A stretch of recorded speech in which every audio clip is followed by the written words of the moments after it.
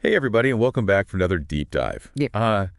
Have you ever stopped and looked around Deer Park in Pasadena lately? Right. I mean, like, really looked. Mm-mm. It seems like everywhere you turn, there's solar panels popping up on roofs, and businesses are all touting their green initiatives. Oh, yeah, for sure. It's definitely a trend. We're seeing more and more electric cars on the road, too. Right. But are these changes really making a difference, or is it all just, Well, that's a great question, and it's a really complex issue. Okay. I mean, it's not as simple as just saying green energy good or fossil fuels bad. Exactly. That- So for this deep dive, we're going to try to get to the bottom of this green energy thing. Okay, sounds good. We found this YouTube video called The Green Energy Lie Mm. by Misesmedia.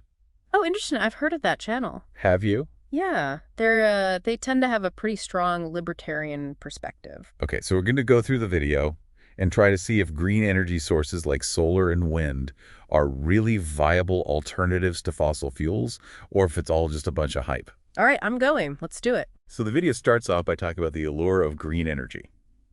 You know, all the promises of clean energy and lower costs. Right. Yeah, it seems like everyone's jumping on the bandwagon these days. But then it starts digging into what it calls hidden costs. Okay, like what? Well, one of the first things they bring up is this concept of energy dilution. Have you ever heard of that? I have, actually, yeah. It basically means that the further you have to transmit electricity, the more energy you lose along the way. Oh, wow. That makes sense. So those Yeah. massive wind farms we see popping up out in West Texas, Exactly those. all that energy they generate has to travel hundreds of miles to get to us here in Houston. And by the time it gets here, a significant portion of it is just gone, Poof, just dissipated.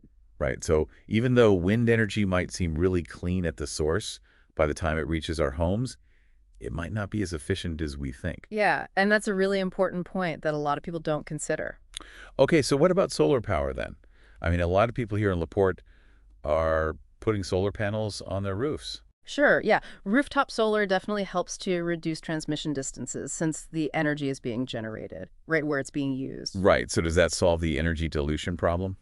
Well, it definitely helps, but it's not a perfect solution.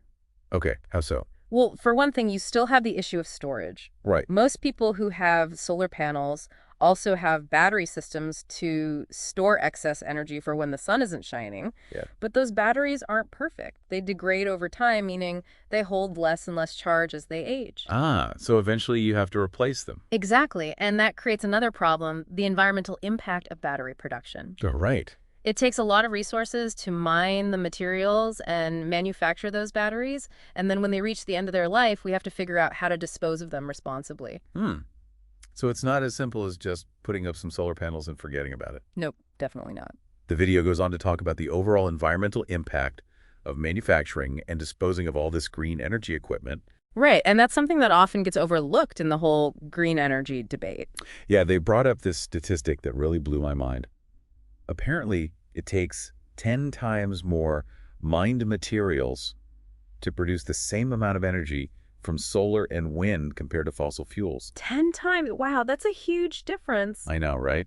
It's crazy to think about all the mining and manufacturing that goes into these supposedly clean energy sources. It definitely challenges the idea that green energy is inherently better for the environment. Right. And then there's the issue of reliability, Yeah, that's a big one. especially here in Texas. Oh yeah, for sure. We've seen firsthand how vulnerable our power grid can be to extreme weather. Right.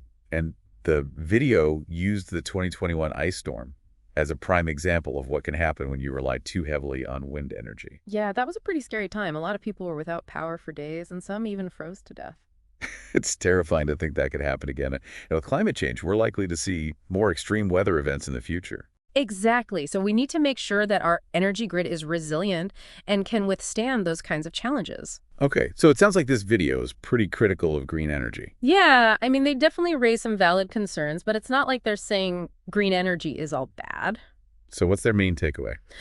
Well, they seem to be arguing that solar and wind can be useful as supplemental energy sources, but they're not ready to completely replace fossil fuels. Not yet, anyway. Okay, so it's not a simple black and white issue. Nope, not at all. It's much more nuanced than that. I guess the key is to be aware of the trade-offs and to make informed decisions about how we power our homes and businesses. Absolutely. We need to think critically about where our energy comes from and what the true costs and benefits are. That's a great point. We all want a cleaner, more sustainable future. but we need to be realistic about how we get there. Right. It's not going to happen overnight, and there's no one-size-fits-all solution. So what can we do here locally? I mean, we're just a small podcast in Southeast Houston. Well, for starters, we can keep having these conversations and educating ourselves about the different energy options available. Yeah, and we can support local businesses and organizations that are working towards a more sustainable future. Right, and we can make choices in our own lives that reduce our energy consumption and carbon footprint. Exactly. Even small changes can make a big difference when we all work together. That's the key right there. Collective action. That's how we're going to create real change. Well said. And speaking of collective action, if you find value in our show or the work we do, Yeah. we could really use your support. You can find out how to donate on our website, thinkandactlocally.com/. Awesome. The link is in the show notes. Thanks for listening, everyone. Yeah, thanks for having me. It was a great discussion.